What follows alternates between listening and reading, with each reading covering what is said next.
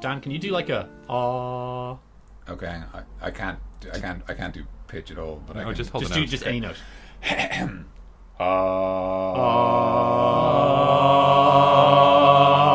Welcome to Creature Club, everybody. That was fun. Beautiful. I thought you might go into the Halo theme. Yeah, I don't know why. that would have had a lot of Copyright problems. copyright problems. Well, it's a cover. Maybe it might have. Oh yeah, okay. Yeah. Fair But I know use. that would be a lot of rehearsing we had to do. But Yes, this it- was done like the second before. Hey everybody, welcome to the show. I'm Mikey. I'm Tim. And I'm Dan. We haven't done one of these in a while. No, we haven't. I'm just gonna, maybe we can part the kimono a little bit and say that usually we What? don't Excuse me? part the kimono. No, go on. Let him finish. Kind of look behind the curtain a bit and tell you normally we're not actually in the same room when we're recording, and this time we are because of things, Just weird timing. Circumstances. Yeah. weird timing. Tim, your computer is gone a little bit Haywire. haywire. GPU's messed itself up on me.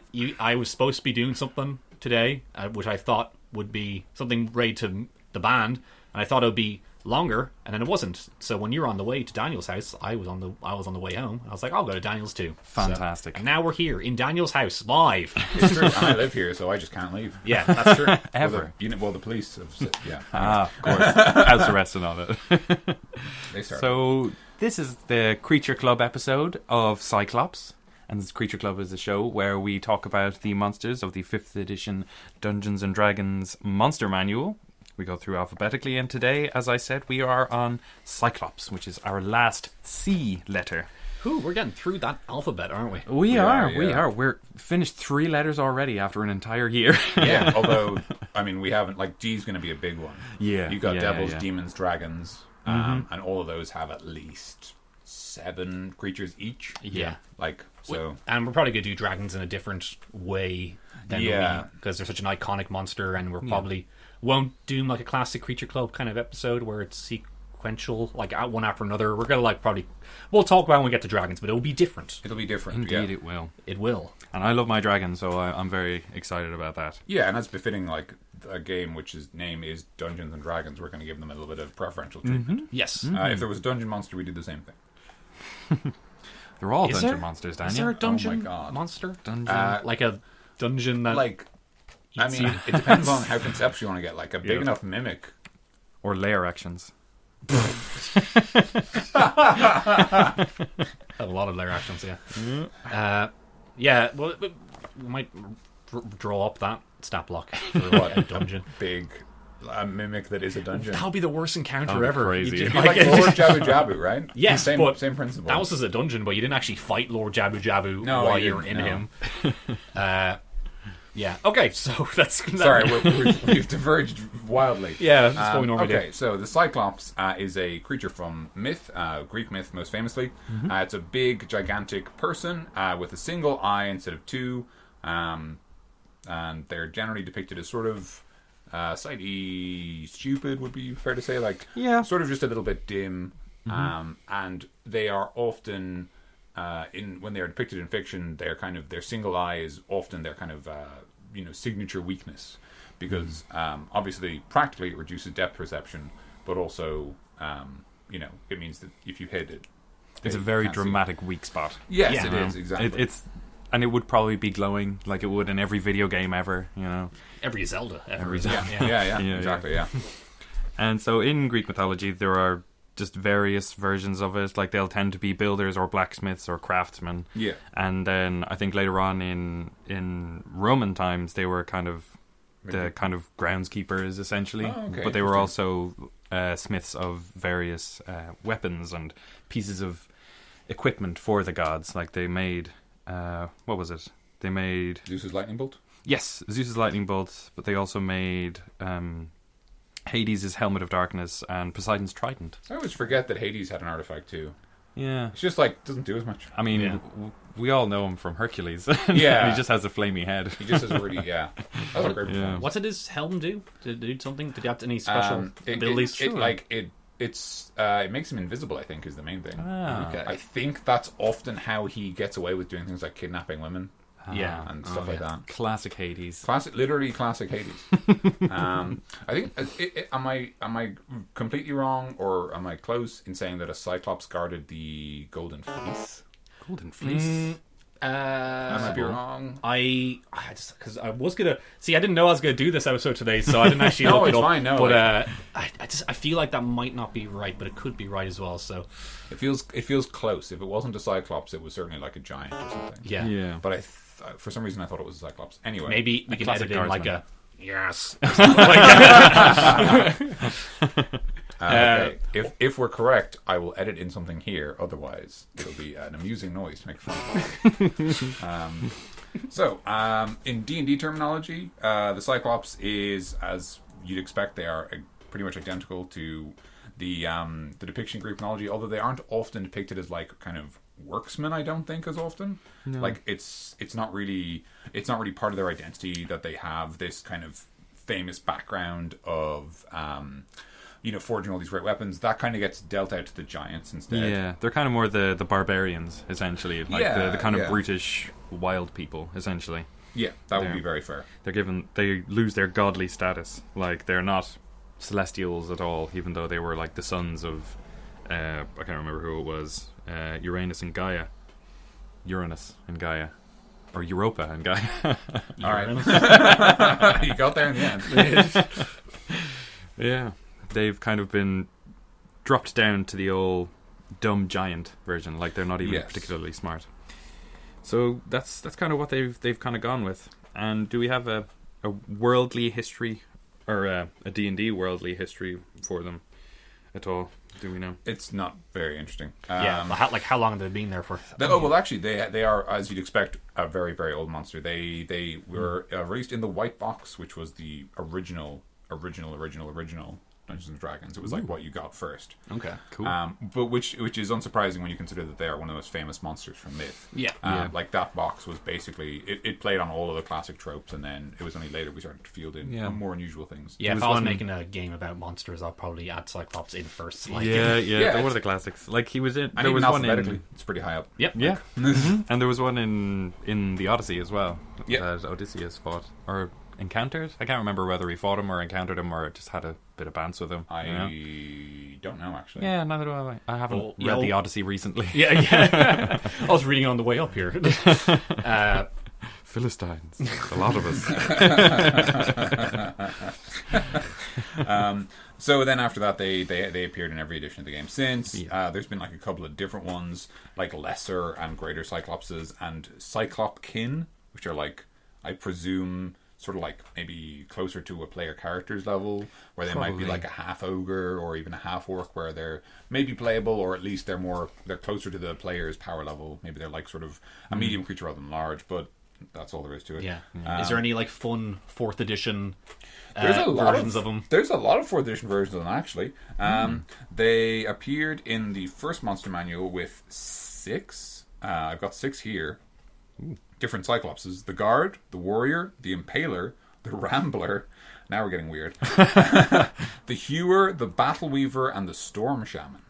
Okay, we might get them up and like read off the descriptions. Might give a bit of inspiration. It sounds like for later. Yeah, it sounds like they kind of dumbed them down for 5th edition, because that would appear to me that they have some kind of godly influence, at least, because that's relatively impressive sounding creatures. Yeah, and also very broad. Yeah, but in 4th edition they kind of liked it was very like war game inspired, so they kind of want to make almost like factions, I guess. Yeah, kinda, exactly. It's worth remembering that I think it's in 4th edition is when there was this big push towards this central lore of the past being dominated by the dragons versus the giants, and obviously Cyclops are kin to the giants, so they get folded into that war, so they get a lot of love and attention.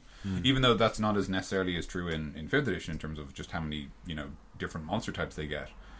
In 4th edition specifically, I know that they kind of introduced that quest line and really pushed it. That sort of underlying lore for like Forgotten Realms or whatever. Yeah. All that cool written stuff for them. Yeah. So what does it say on the book, then? What does it say on the book? Oh, and we've been saying Cyclopses the whole time, and the first word in the first paragraph is Cyclopes. So we've been saying the plural wrong this entire time, you guys. Cyclopes. I'm not going to Cyclopes. say that. it might be correct, but I'm just not going to Is say it. it not like an octopus's rule where like everything's correct? Like, Well, I think because its origin is originally Greek, they would say Cyclopes. yeah, Because but that's this what the isn't a Greek Greeks word. do. This is an English word. Fair enough. We did it. We've done it. We defeated Tim.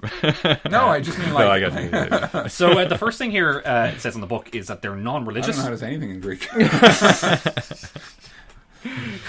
Okay, so the first thing is that's all right. Don't worry.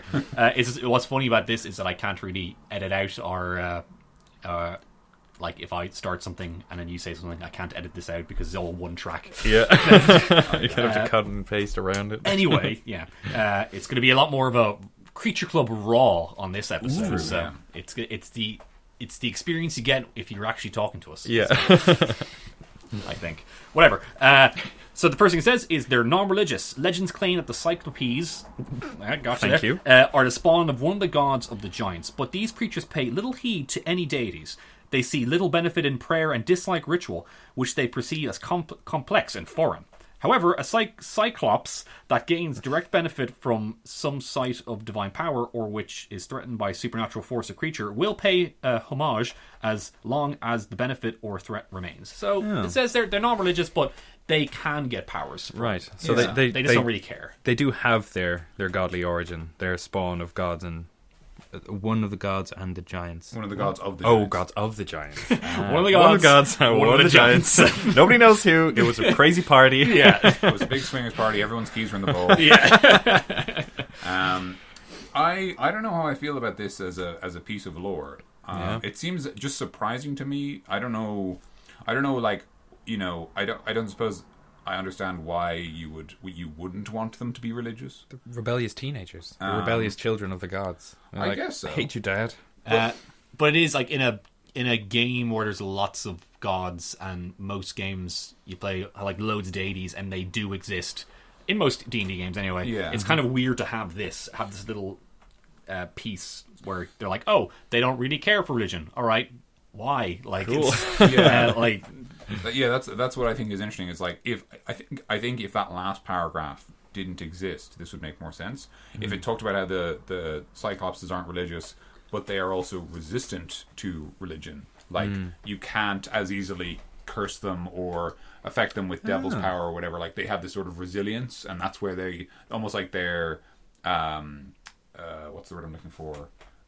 Their like apathy almost gives them like a shield of some kind, like it's some sort of ward that they literally, you know, they don't care, and it means that they can't be affected as easily because so much of that is based on the perception of power or something like that. That's pretty cool. That's a good idea.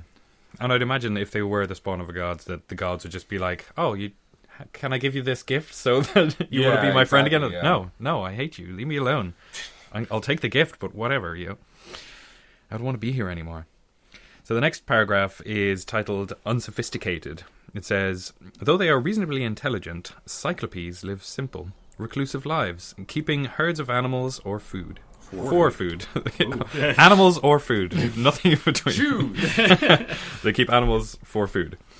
They prefer to dwell alone or in small family groups, layering in caves, ruins, or rough structures of dry stone construction they build themselves.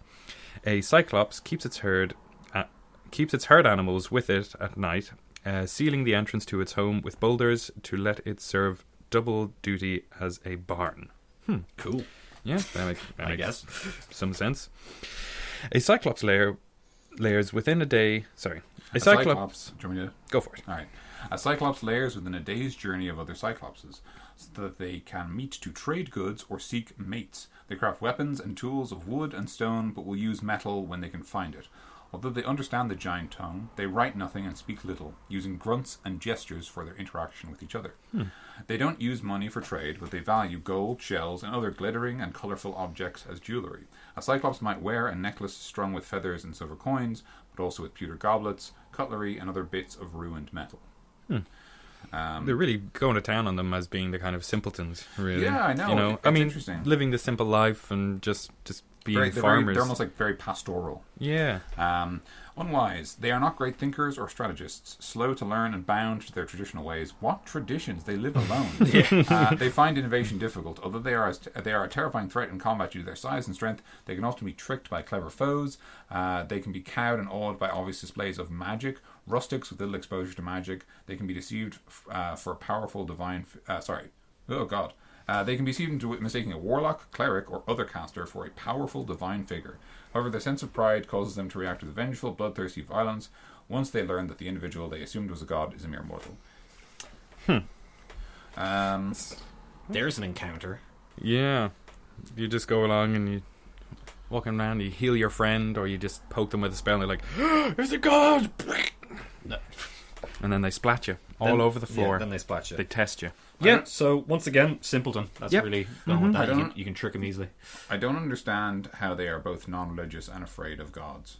Yeah. That doesn't make any sense. I think they're, as you say, they're kind of apathetic, but once they have the kind of evidence in front of them and it's irrefutable, they'll have some like reaction to it. Like in the non-religious thing, it says that if they're threatened by a supernatural force or creature, they will kind of turn to it in times of dire need. But they recognize that it is there, but they just don't want anything to do with it while they're being themselves. Yeah, maybe they are kind of afraid of it. Yeah, maybe. I think that would make sense. There's a certain fear coming from this. Fear of origin. Yeah. Yeah. That's it. That's the Cyclops. Thanks for joining us. Now, shall we just jump into the stat block then? Yeah, well, I think we can reflect on all this when we're finished this time.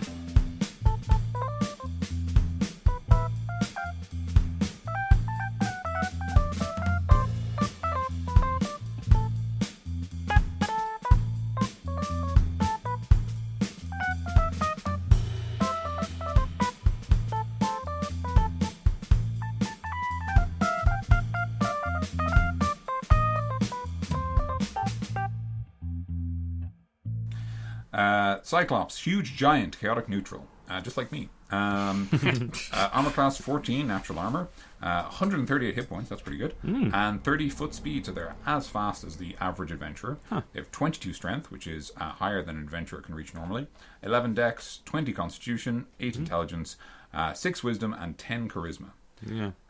They have a passive perception of 8 because they have a negative wisdom modifier. They can only speak in giant, and they are a challenge rating 6 monster.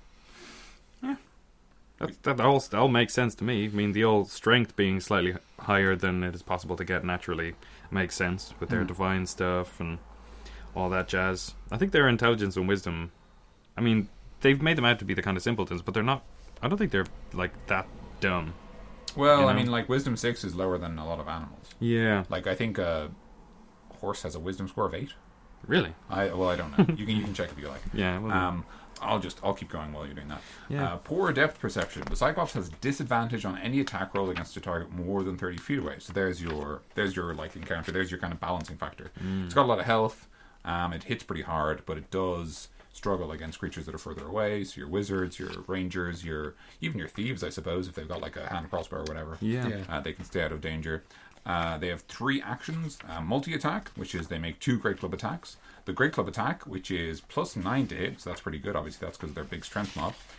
They've got a 10-foot reach, and they hit 1 target, and they deal 3d8 plus 6 bludgeoning damage, which is pretty good. that's pretty hefty. Yeah. Given that they can do 2 of those. Because because they're giant. And Oh, yeah, of course, yeah. Really. Yeah. I couldn't find the horse. It's very, very good. They're very... And then it has rocks, ranged weapon attack, plus 9 to hit, range 30 to 30 feet short range, 120 feet long range, 1 target, and 4d10 plus 6 bludgeoning damage. Oof. So that's a lot. Obviously, it's mitigated by the fact that we know that it's always going to roll with disadvantage if they are further away. Although what's weird is that they've made an interesting oversight here where the Cyclops has disadvantage on any attack roll against a target more than 30 feet away, but the ranged weapon only has a range of 30 feet and a long range of 120, and whenever you attack at long range, you attack with disadvantage. Yeah. So it would be attacking with disadvantage even if you didn't have that ability, so that ability literally does nothing on the stat block. I mean, it was probably just to have it there. Like it Yeah, makes no, sense it to makes have perfect sense. And obviously the idea is that if you gave your Cyclops a different weapon, like, say, a heavy crossbow, the penalty would still apply, whereas this range limitation is only because they're using a rock. Yeah. But it is interesting that they, like, it's interesting that they didn't bother, because my instinct would be to go range 120, long range is 200. And just let them be able to throw really far, but not very accurately. Yeah, because that is not a particularly impressive throw either. Even if it is quite a large rock. Yeah. Like, a person can throw a dagger further than that, you know? I don't think they can. No? Well, no, I don't think they can. Okay. I was gonna say I think the javelin is 30-90, and that's with a normal sized person. Yeah. And maybe they're just actually just putting that in, like putting his poor depth perception into account on that. Maybe it's like Oh, I see what you mean. Like yeah, maybe mitigation. that could be the case. It could be like they're modifying it to say that. Yeah, I don't know. Like, just I feel like there's no need to, but I guess if you're just like, you know, you're playing a game and like, okay, Cyclops, right, cool, and you're just skimming through. It's like, okay, rock attack, he does this, and then it's just there already for you. Yeah, But, like, and I suppose what that also means is that the Cyclops doesn't have a penalty for attacking at long range. yeah, Like it would already have the penalty even if the weapon was longer range because of its inherent ability.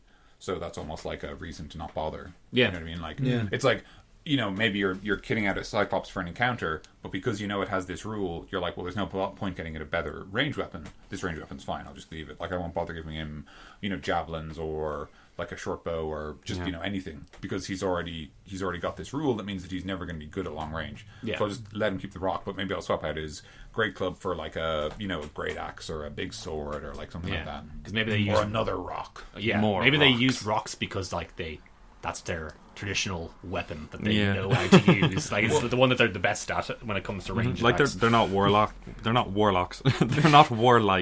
They're not So they warlocks wouldn't either. have. They're not this one's not a warlock. Certainly not. He wouldn't do very well. He's got low charisma. Go on. But yeah, I don't think they would have any kind of facility for making weapons because if they are the kind of relatively nomadic, just kind of stick to themselves people, they wouldn't really have any need for weapons of any kind. Like the Great Club is presumably just they A stick uproot a or tree, yeah, exactly. you know, Yeah. rip a big branch off a big tree. Yeah. Yeah, but yeah, That's the block. yeah, So it's not a huge amount to them. Shall we go on to encounters? Yes. And Let's do it. dessert?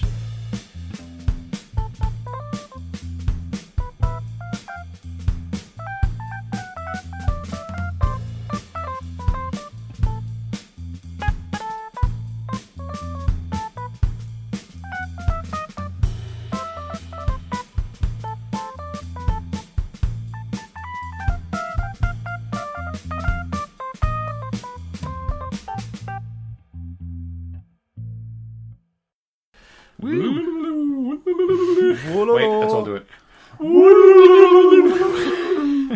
Good work, everyone. So we can actually do this. It's great. We can kind of coordinate bits. But with that being said, what if these guys were like sorry. Can I do that again? That being said, what if these guys were like the blacksmiths, like in the myths? What if they Yeah. were like that? Well, I think that, you know, they could obviously do what they do for the gods. For, hey, Daniel, what did I say? What did I say? Do. I'd imagine that it would be a cool way to have them to introduce magic items into the world, to maybe give magic items like an origin, maybe, or to give them like a consistent source. Because if you don't want them to be as common as like an everyday item, then if you want a magic item made for you, you have to go to the Cyclops. Yeah. And I can kind That's of cool. I like that. Yeah. Especially like the Cyclops. That there's Yeah. just one. Yeah. And it's just like he's just on top of that hill. But yeah.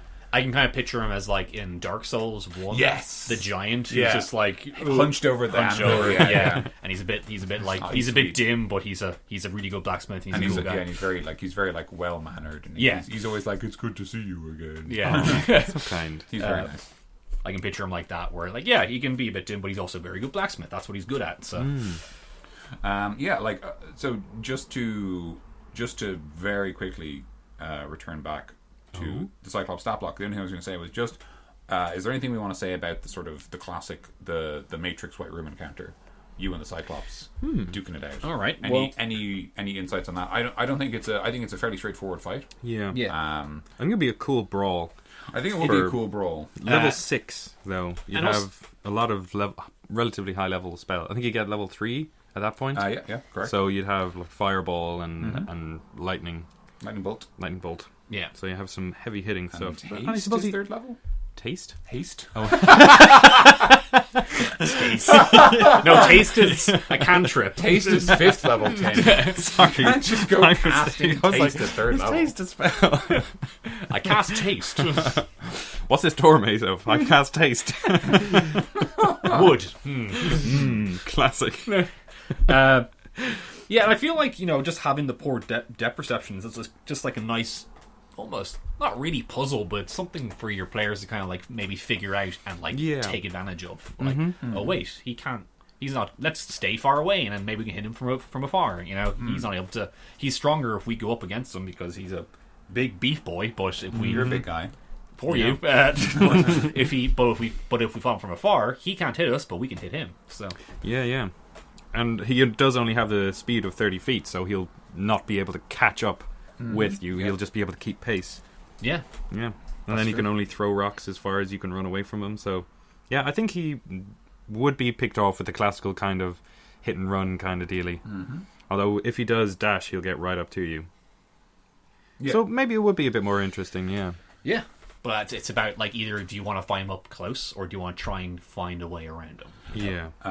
Just in terms of the lore we're given here, a couple of fairly straightforward ways to start a fight with Cyclops would be you just accidentally end up on what the Cyclops considers its land, and it just picks a fight with you. Like I would say start that fight by just a boulder being thrown at someone. Just pick someone in the party and roll an attack with disadvantage. They probably miss, and it's just like a boulder lands near you. If it had hit you, it would have been very bad. Yeah. Roll initiative. It buries itself like 3 feet into the ground. Exactly, Like, I think a slightly more interesting sort of setup that would be kind of fun would be some locals in a village have stolen some of the Cyclops' herd, and now it's picking a fight because it wants its herd back, and so it's kind of in the right, but it is still this very dangerous monster. Because it is worth remembering that the Cyclops is not actually evil.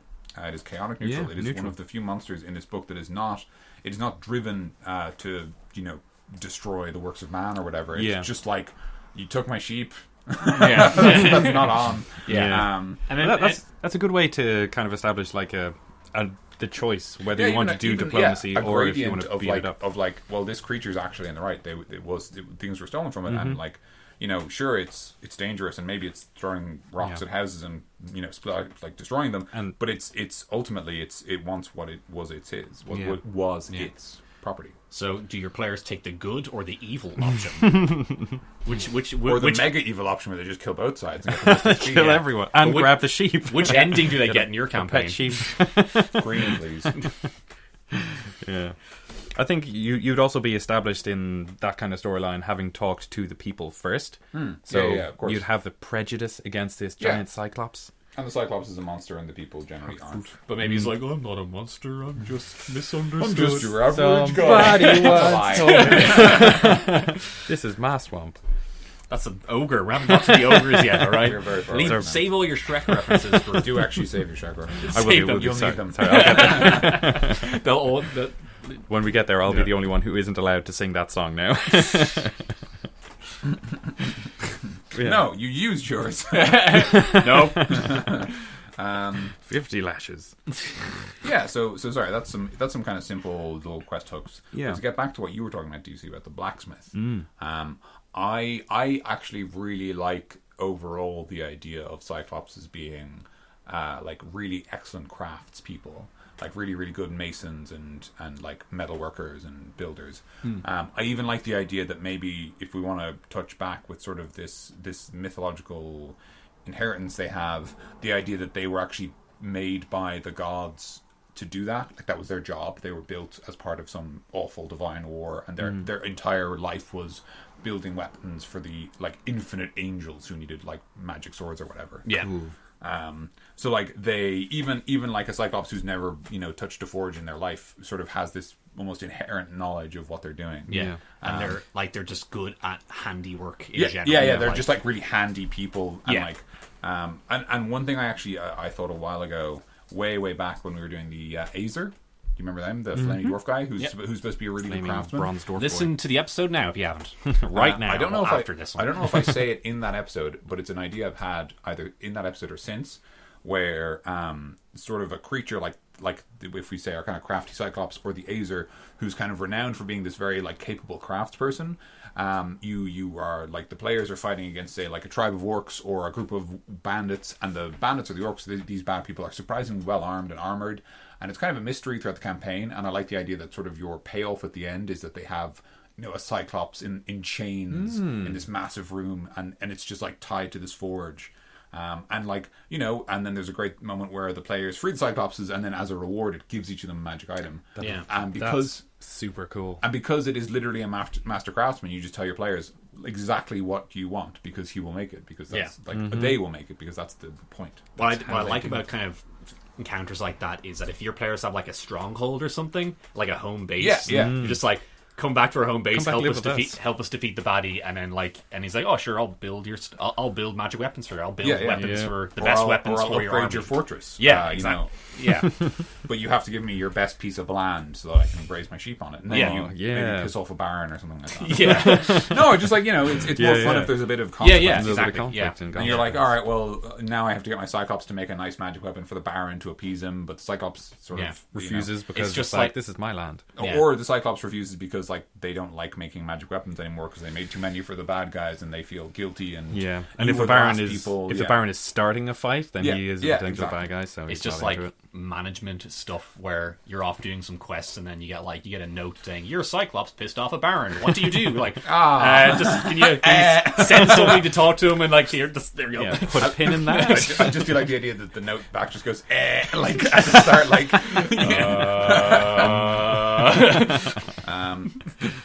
I'm a big fan of that management stuff. I really like. I've always thought the best, if you want to find out if your players are interested in a management game, I think the best solution is a pirate campaign, because you give them a ship and you give them a quartermaster, and if they want to get involved in the management, they can. But if they don't, you just say the quartermaster handles it, and they just make the decisions about where the party goes and stuff like that. Yeah. So like, if they're like, oh, I really want to like run this ship and make sure we have the best cannons and the best crew and the best gear, then they can do that. But if they're like, we just want to go to the next island and find treasure, then you go, you just sail there, and like the quartermaster handles rations and payment and blah blah. And you just pay him, and he pays everyone else. That's the fun thing about a pirate campaign, is because your player character can be the captain, because the captain wasn't the guy who took care of the ship. The captain was just the best fighter. The captain was like the warlord, basically. It was sort of the one who like everyone cheered on in a battle because they were the most impressive, which is exactly what your players are. Exactly. Incompetent in every other field of life. Excellent at killing other people. Accounting, no chance. It's just like you would sit around for everything else, but if another ship starts shooting at you, that's when your captain gets up. All right, I'll deal with this now. And like, all right, go. The most thrifty thing they'll do is refuse to pay full price for something. For some reason, even though money in D&D is like nothing. Like, you just have infinite gold now. Okay. But I probably, if I was to put a Cyclops in my game, I would go with the blacksmith side, the crafting guys myself. I think they kind of lend themselves better for that, you know. Because just having like another brute that they fight is kind of it's a little bit boring. I've seen it before. You know, I kind of want something a little bit different with them. Broaden the horizons of your game. I mean, if you have a campaign that wants to do that, they're just going to beat everything up. But, you know, for yourself. It would be a fun encounter with a Cyclops, but, you know, this book is full of fun encounters. Like, totally. This show is about trying to find something different to do with these monsters, or find a way, like, how do we want to use these monsters in it? And I suppose the thing I would say as well is that, like, you know, the Cyclops has this cool like heritage of doing all this interesting crafting. And like, if you do want that big brute, you've got ogres, you've got hill giants, you've got trolls, and sort of none of them have that same heritage that you can call on. And the Cyclops is also great because, as we mentioned before, they're a great example of like, you know, a monster that's famous enough that you just say the party knows what they know. Like, you don't have to make checks for most things. And I think even you can play on people's expectations, because I think some people will presume with Cyclops, they're like, oh, do you have a laser eye? And then the Cyclops can be like, no, we don't have laser eyes. Give him a laser eye. Use your laser eye. Do you guys want to hear what Cyclopses do have laser eyes? What? Yes. The 4th edition ones. Nice. Oh, my God. Message there, Tim? Shit. Come on. Come on. Oh, who's messing All right, Always me. Everyone, Always me. everyone be nice. All right, so Let's go through these 4th edition guys then. So Yeah. the Cyclops, they all have an ability and it does different things on each of them. But each Cyclops has an ability called Evil Eye. Ooh. So I'm going to take one here. This is pretty good. Evil Eye, minor at will. So in the 5th edition terminology, it would be a bonus action. Range sight, so they just be able to see them. They gain a +2 bonus to ranged attacks made against the target, and they can only designate one target with their evil eye at the time. So that'd be kind of cool because that's sort of a counterbalance to their to their poor disadvantage with perception. throwing. Yeah, but we've got. Whoa, these guys, they all have weird, different evil eyes. It's like they all have different eyes. Oh, that'd be so cool if, like, different Cyclopses had different, like in the way in Naruto, it's all important about what kind of eyes you have. Yeah. That idea that, like, depending on which ones they have, they get different powers. I was just thinking right there. I don't know how you do this, but it's just a crazy idea I came up with right now. But imagine if, like, an evil wizard, let's always go back to the evil wizard. Of course. It's always... But an evil wizard gets an army of, like, zombie Cyclops, Okay. but he replaces their eyes with, like, the different beholder eyes. Oh, cool. And then Like, their evil eyes are just those beholder attacks. You just, roll cool. randomly to pick. and then they're like way stronger and able to like maintain it. Yeah, that's crazy. That would be very cool. I like that. But, Yeah. Yeah. Let's go on with this. Let's go on to 4th edition. Maybe get a bit more inspiration. They'd make a great set of lieutenants because you have 10 beholder eyes. Yeah. So you could give each Cyclops one eye, and then they'd all have a different special power. Yeah, that's cool. The most interesting one, so it's the same guys we said before, but the most laser-like one is the Cyclops Storm Shaman, or Shaman, and the evil eye is they. Oh, cool! So they make you vulnerable to lightning and thunder damage, and then they hit you with a big thing called a Tempest Orb. Oh wow. Ooh.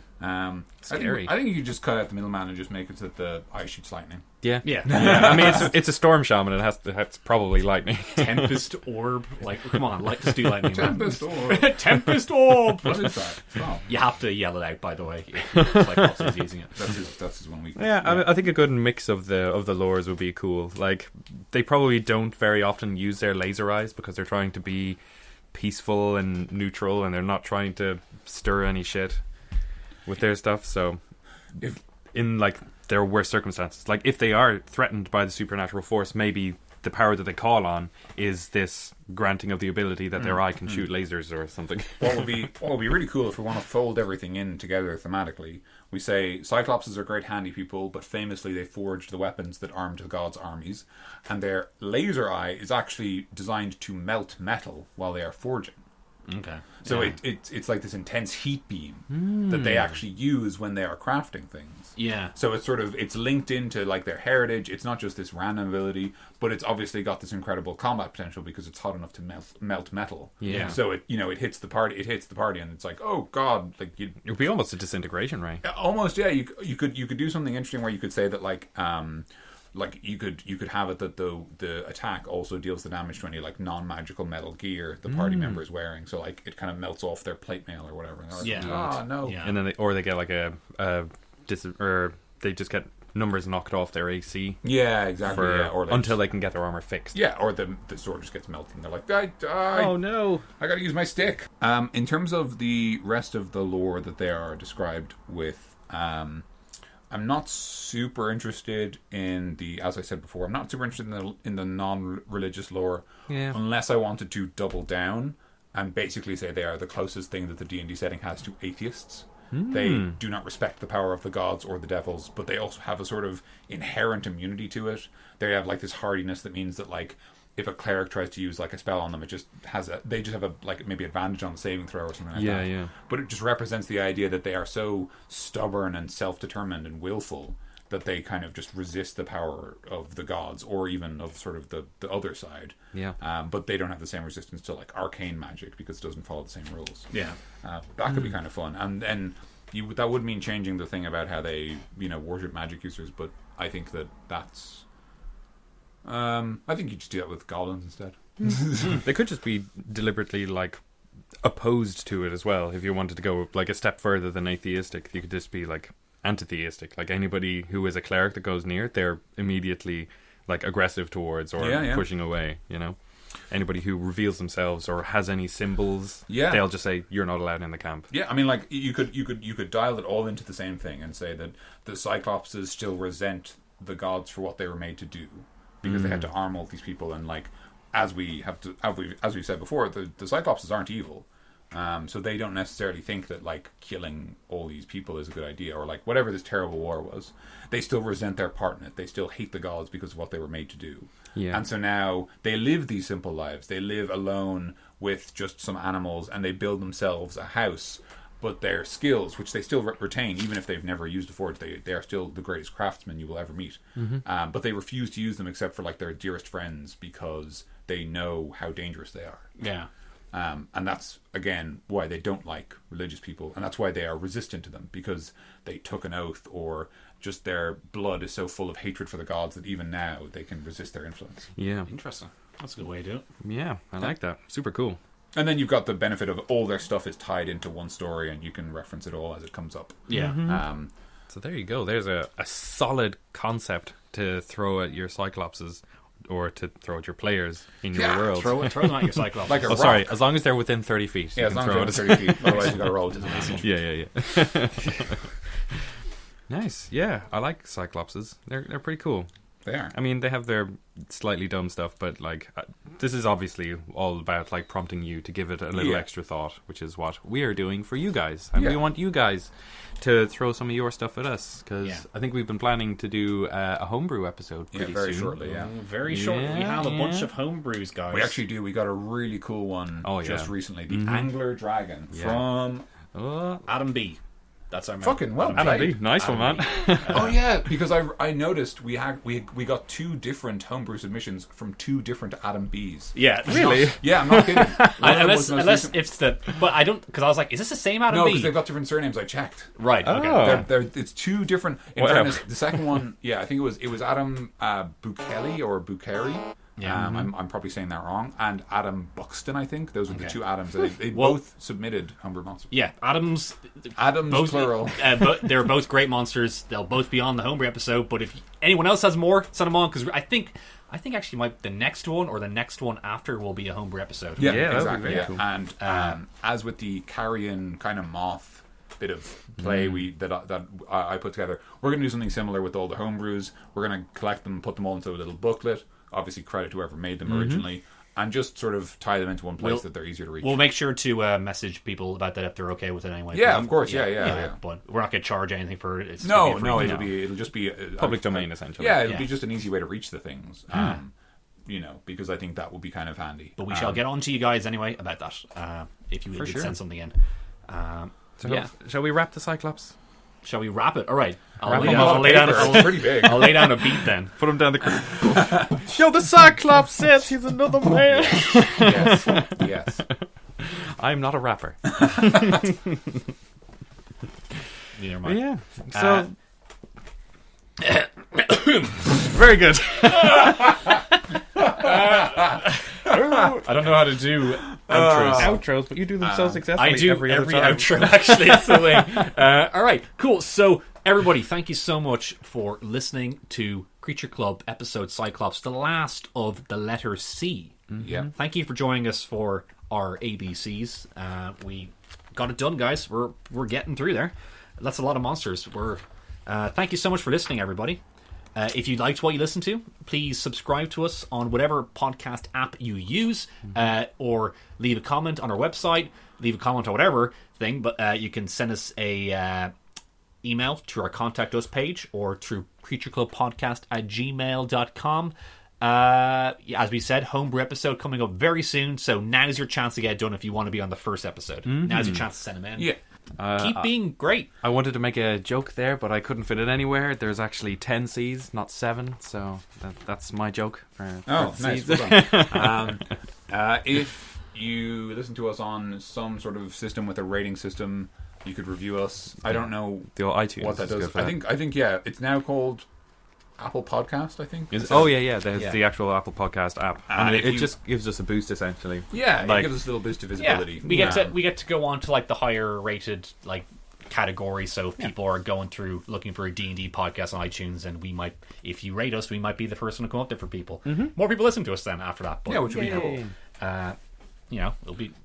Yeah, that's cool. So do that if you want. I'm not your dad. Not your dad. We're not your three dads. We are not any of your dads. Yeah, three dads. If you'd like to become our collective son, you can email us.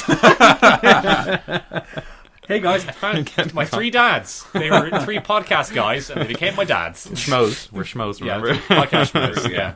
Official. So thanks for listening, guys. Join us next time for an episode of something. I have been Mikey. I've been Tim. And I've been Dan. Stay cool.